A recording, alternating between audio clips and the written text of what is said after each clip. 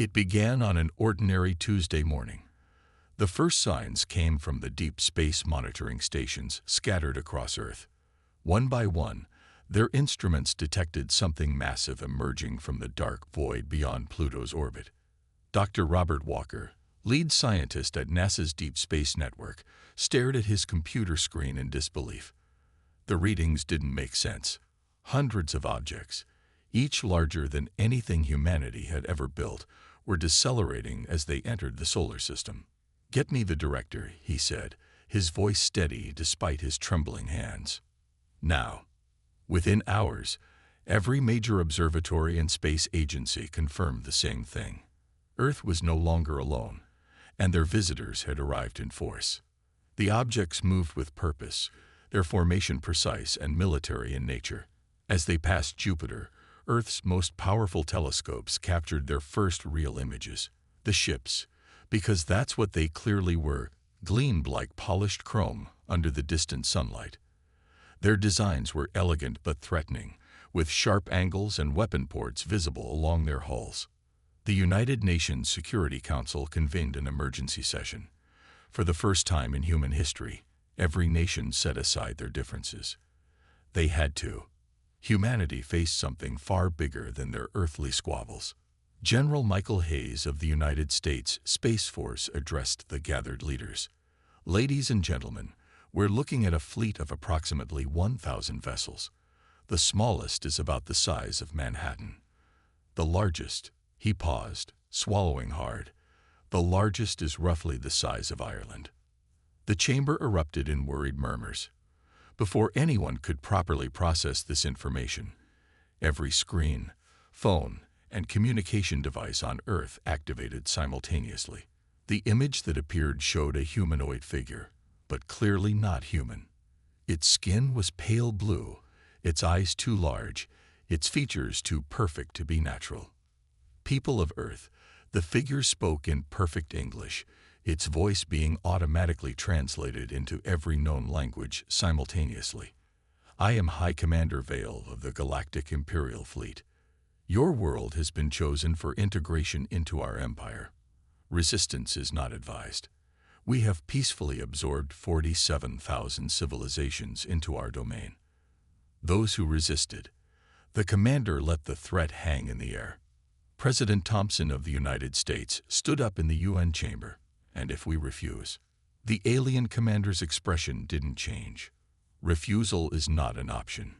You have 24 Earth hours to surrender your governing authority. We are generous. We offer technological advancement, medical immortality, and membership in the largest civilization in known space. Choose wisely." The transmission ended, leaving Earth's leaders in stunned silence. But humans had never been good at accepting ultimatums. Within hours, military forces worldwide mobilized. Nuclear submarines slipped quietly into the depths. Fighter jets took to the skies. Missile silos were prepared, even though everyone knew such weapons would probably be useless against an enemy capable of interstellar travel. In orbit, the crew of the International Space Station had the best view of the approaching fleet. Commander Anna Peters recorded what would become a historic transmission. "They're beautiful and terrifying. Like watching a shark swim beneath you while you're in a paper boat." As the 24-hour deadline approached, Earth's leaders made their decision. They would not bow. They would not surrender. Humanity had fought too hard, evolved too far, to simply give up their freedom without a fight. In the Oval Office, President Thompson drafted humanity's response. It was short, defiant, and would later be remembered as the moment humanity showed the galaxy its true nature. "To the Galactic Empire, Earth declines your offer. We choose to remain free. Be warned, humanity has survived ice ages, plagues, world wars, and our own destructive nature. We are not easy prey. This is our first and only warning. Leave our solar system, or learn why no force in human history has ever successfully conquered Earth in its entirety." As the message was transmitted, military bases worldwide went to Def's Yuan. The human race, despite its internal conflicts and differences, stood united for the first time in its bloody history. The Empire had made a crucial mistake. They had assumed Earth would be like the other worlds they'd conquered, eager to join, fearful of fighting. They didn't understand that humans were different. Humans didn't know how to give up. And soon, very soon, the Empire would learn why. The Imperial scouts arrived first, their sleek ships gliding through Earth's upper atmosphere like silver needles. They came to study, to assess, to plan the conquest of yet another primitive world. They had done this thousands of times before. This was routine. How wrong they were. Major David Wilson watched from the hidden bunker deep within Montana's mountains as the alien ships conducted their survey. His team had been tracking 3 scout vessels for the past 6 hours. Unlike the massive ships still waiting at the edge of the solar system, these were smaller, about the size of a commercial airliner. "Sir," Lieutenant Rogers called out, her eyes fixed on the radar screen. "They're scanning our old missile silos." Wilson smiled. The empty, abandoned silos were part of humanity's plan. Let the Empire waste time studying what they thought were Earth's primary weapons. The real defenses lay elsewhere. High above the Earth, the Imperial scouts recorded everything they saw. Their reports were precise and dismissive. Primitive projectile weapons, basic nuclear capabilities, crude space stations, and inefficient combustion-based vehicles. Everything matched their expectations of a Level 2 civilization. Commander Vale received these reports with satisfaction aboard his flagship. "Prepare the standard conquest package," he ordered. "Their military technology is approximately 300 years behind Imperial standards. This will be simple." But on Earth, humans were already proving why they were different. In a secure facility beneath the Pacific Ocean, Dr. Emily Richards studied the data from their own scans of the scout ships. "Look at this," she said, pointing to a detailed analysis. "Their shields, they're energy-based. Pure energy." Colonel Jackson leaned closer. And she smiled, "they have no defense against physical impacts. They're so advanced, they've forgotten about the basics. When was the last time they faced an enemy who used simple bullets?" This discovery spread quickly through Earth's unified command. Humanity's primitive weapons, railguns, kinetic missiles, even conventional artillery, might be their greatest advantage. The Empire had evolved beyond physical armor, relying entirely on energy shields that had never failed them before. They had never faced humans. In orbit, the International Space Station had been quietly modified. What appeared to be new solar panels were actually covers for something else entirely. As an Imperial scout ship passed nearby, Captain Mark Turner received the order he'd been waiting for. "Test authorized." His radio crackled. "Show them what Earth can do." Turner pressed a button. A panel slid open, revealing what looked like an old-fashioned naval cannon. The Empire's sensors didn't even register it as a weapon. It was too simple, too crude to be a threat. The railgun fired. A solid tungsten rod, accelerated to incredible speed, crossed the space between the station and the scout ship in less than a second. The Imperial vessel's shields flared brilliantly against the kinetic impact. Then, to the shock of the alien crew, the rod punched straight through. The scout ship didn't explode. Instead, it sprouted a neat hole straight through its hull, its shields useless against such a primitive attack. The crew survived, but their ship was crippled. In his command center, Commander Vale received the news with disbelief. "Impossible," he muttered. "Their weapons are too primitive to affect our shields." But the evidence was undeniable. The humans had found a weakness that no one had exploited in 10,000 years of Imperial expansion. They had discovered that sometimes the old ways were the best ways. Earth's leaders watched the test results with grim satisfaction. They had proved their point. Now it was time to send a message. Admiral Thomas of the newly formed United Earth Defense Force drafted a simple transmission to the Imperial fleet. "Your scout ship has been disabled but not destroyed. This was a demonstration. Your shields cannot stop what you consider obsolete. This is your final warning. Leave our solar system, or the next demonstration will be more convincing." As the message was sent, humanity prepared for war. Factories worldwide began manufacturing more railguns. Shipyards started retrofitting vessels with kinetic weapons. Old missile silos were recommissioned, not for their nuclear payloads, but for something new, something that combined human ingenuity with the knowledge gained from studying the Imperial Scouts. The Empire had made another mistake. They had shown their weakness to the one species in the galaxy that knew how to exploit it. The assessment phase was over. The real battle was about to begin. The Imperial commander's response to Earth's demonstration came swiftly. A single massive warship, 5 miles long, broke formation from the main fleet and moved toward Earth. Its message was clear. The Empire would not be threatened by primitives.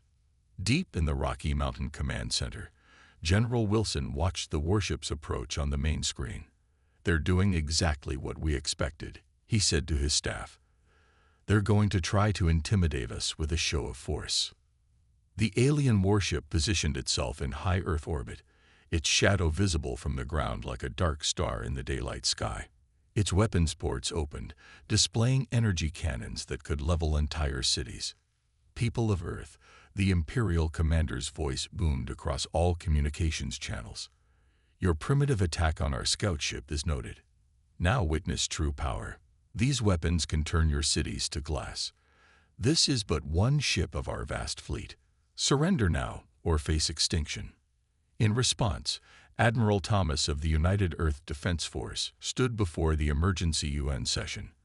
His words were broadcast to every corner of the globe and to the Imperial fleet. "To the Galactic Empire," he began, his voice steady. "You've shown us your weapons. Now let us show you ours. Look to your left." The Imperial warship's sensors detected movement from what they had dismissed as space debris. Hidden within a cluster of defunct satellites was humanity's answer to Imperial might. Project Thor. 10 cylindrical objects, each 30 feet long, dropped their camouflage covers. They were simple in design. Tungsten rods with basic guidance systems, positioned in orbit months before the Empire arrived. Humanity's orbital defense network had been disguised as space junk, invisible to the Empire's advanced scanners that looked for energy signatures, not mere metal. "Fire control," Admiral Thomas commanded. "Send our warning shot." A single rod accelerated toward an empty spot in space, 1 mile from the Imperial warship. The Empire's sensors registered nothing dangerous, just a falling piece of metal. Their shields didn't even activate. The rod struck its target point at 40 kilometers per second. The kinetic energy released was equivalent to a small nuclear weapon, but without the radiation.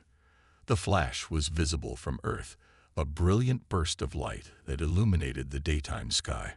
The Imperial warship reeled from the shockwave, its shields activating too late. While the ship itself wasn't damaged, the message was clear. Humanity could strike with devastating force, bypassing their advanced defenses entirely. "That was one rod," Admiral Thomas continued, his voice cold.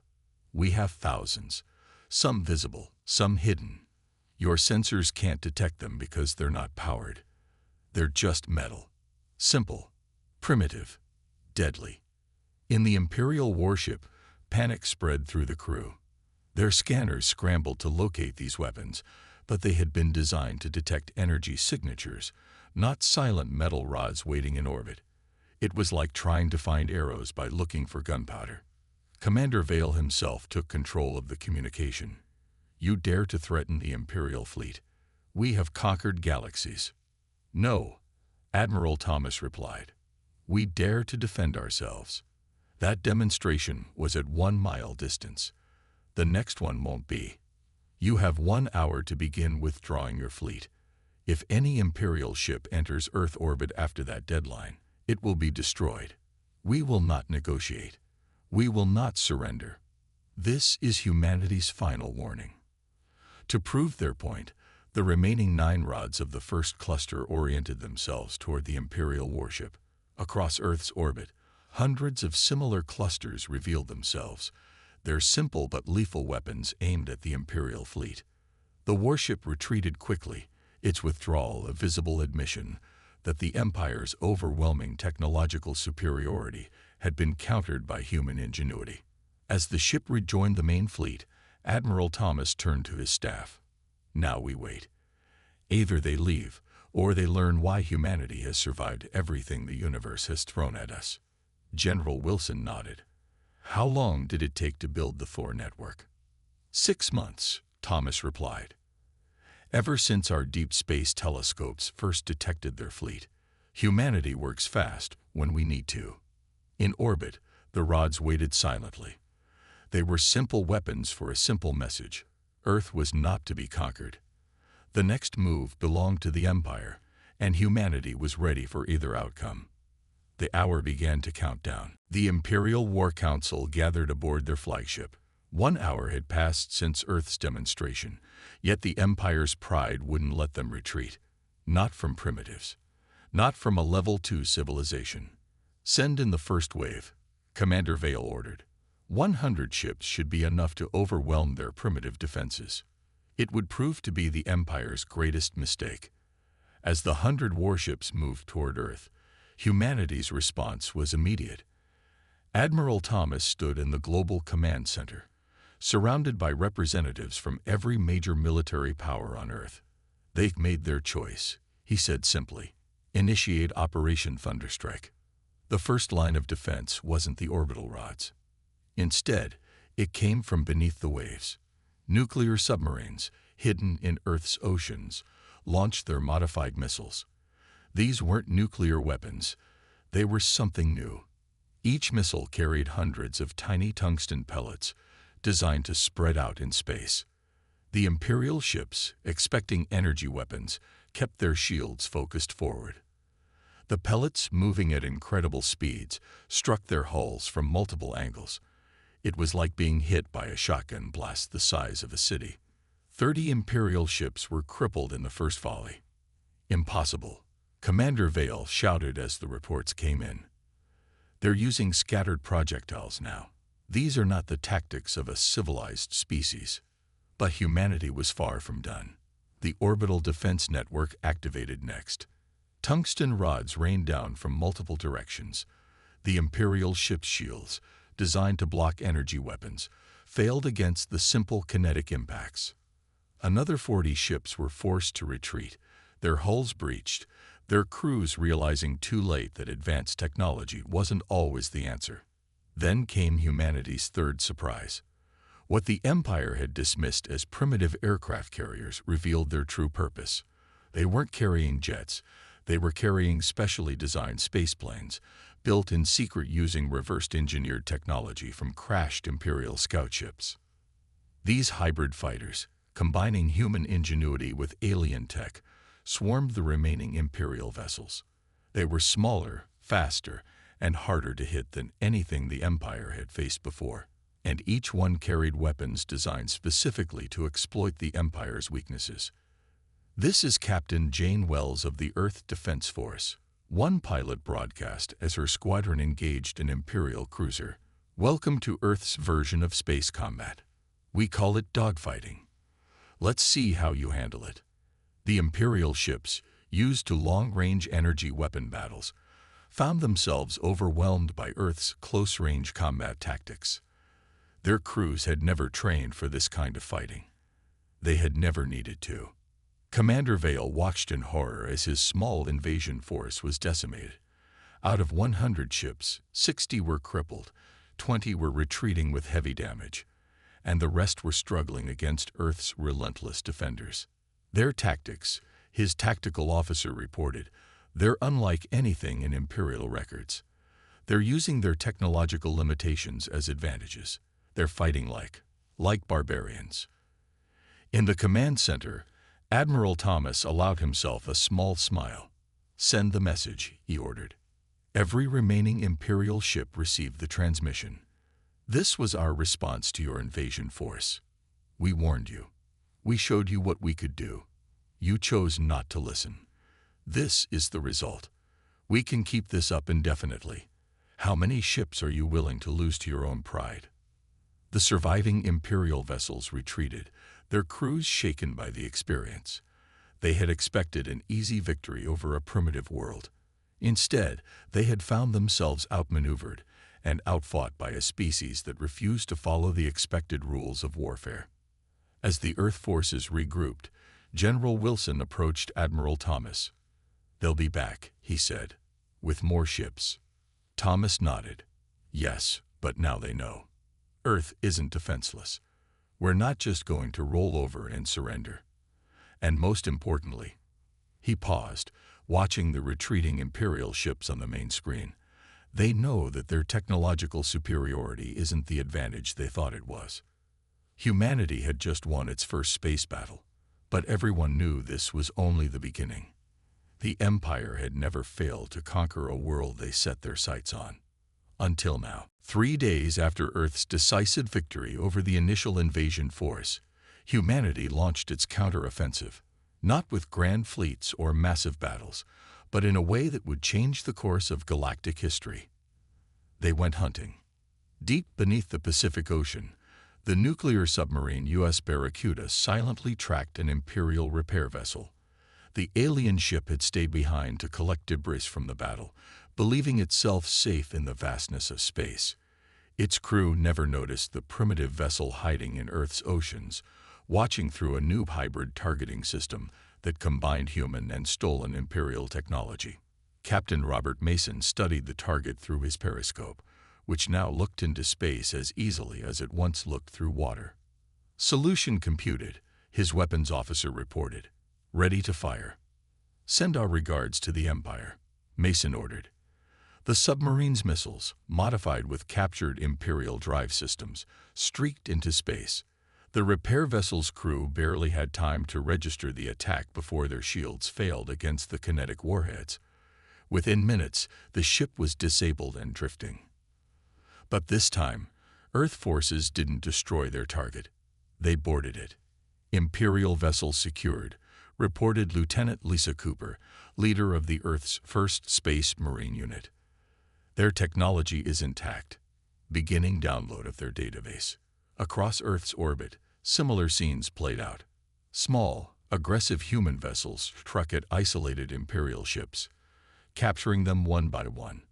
Each seized vessel provided more technology, more data, and more understanding of their enemy. In his flagship, Commander Vale received increasingly disturbing reports. "They're not just defending anymore," he told his war council. "They're learning, adapting, using our own technology against us." The Empire had never faced this situation before. Other species they conquered either surrendered immediately or fought hopeless battles with their own technology. Humans were different. They took what worked, discarded what didn't, and combined technologies in ways the Empire had never considered. At the United Earth Defense Force headquarters, Dr. Emily Richards led the research team studying the captured Imperial technology. "Look at this," she explained to Admiral Thomas, pointing to a holographic display. "Their ships are perfect, standardized. Every system, every component exactly the same across their entire fleet." "And that's a weakness?" Thomas asked. "A massive one," Richard smiled. "Once we find a way through their defenses, it works on every ship. They have no variation, no adaptation. They haven't needed to evolve their technology for thousands of years." The implications were staggering. Humanity's greatest strength wasn't their weapons or tactics. It was their ability to adapt and improve. While the Empire had stagnated in its perfection, humans were constantly changing, evolving, finding new ways to fight. The next Imperial attack came 2 weeks later. This time, they sent 300 ships. But Earth was ready. Nuclear submarines, now equipped with reverse-engineered Imperial sensors, struck from the depths of space. Earth fighters, their designs already evolved from the first battle, swarmed the larger ships. And humanity's newest weapon made its debut.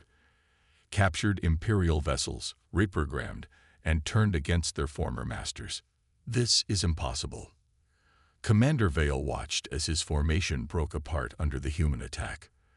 "They're using our own ships, our own weapons. This is barbaric." The battle lasted less than 6 hours. The Empire lost half its attack force, not just to destruction but to capture. Each seized ship made Earth stronger, while the Empire's perfect but unchanging technology remained the same. In the aftermath, Admiral Thomas addressed the United Earth Council. For the first time in their history, the Empire is facing an enemy that doesn't play by their rules. We're not just defeating them. We're evolving faster than they can adapt. The Empire had made a fundamental mistake in their assessment of Earth. They had seen humanity's technological limitations as weakness, never understanding that these limitations had forced humans to become innovators, adapters, survivors. As the captured Imperial ships were studied and modified in secret facilities around the world, humanity prepared for the next phase of the war. They weren't just fighting for survival anymore. They were fighting to show the galaxy that the age of Imperial dominance was over. The hunters had become the hunted. News travels fast, even in the vastness of space. The Empire had tried to keep their failures secret, but they couldn't hide the truth forever. Their defeat at Earth's hands spread across the galaxy like wildfire. In the Imperial capital, a city-sized space station orbiting a distant star, the High Council gathered for an emergency meeting. For the first time in 10,000 years, they faced a crisis that threatened the very foundation of their power. 3 failed attacks, High Counselor Marcus declared, his holographic form flickering with rage. A primitive world, not just resisting but defeating our forces. This is unacceptable. But the Empire's problems were just beginning. On a mining world 500 light-years from Earth, the alien workers received smuggled videos of Earth's victories. They watched as humanity's primitive weapons tore through Imperial defenses. They saw Imperial ships captured, stripped, and turned against their masters. The miners looked at their tools, simple kinetic drills that the Empire had deemed too primitive to be dangerous. Then they looked at the small Imperial garrison that kept them in check. The miners made their choice. By the time the Empire received news of the uprising, the entire mining facility was under worker control. They had used their drilling equipment as weapons, just as Earth had used simple tungsten rods to defeat energy shields. Similar rebellions broke out across the Empire. Species that had been conquered centuries ago suddenly discovered that Imperial technology wasn't invincible. Earth had shown them the way. Commander Vale, now tasked with containing this growing crisis, received reports from across Imperial space. Another rebellion on Proxima Colony, his aide reported. They're using modified mining equipment, just like Earth taught them. Our shields, they're useless against these attacks. In response, Earth did something unexpected. They began broadcasting technical data across the galaxy.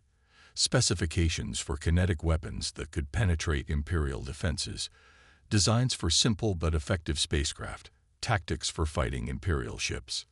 Let the galaxy learn, Admiral Thomas announced to the United Earth Council. Every world that breaks free weakens the Empire's grip. We're not just fighting for Earth anymore. We're fighting for every species they've enslaved. The Empire tried to block the transmissions, but they couldn't stop them all. The knowledge spread, passed from world to world, system to system. Earth became a symbol of resistance, a beacon of hope for countless enslaved species. On the Imperial capital, panic set in. The humans must be stopped, High Counselor Marcus demanded.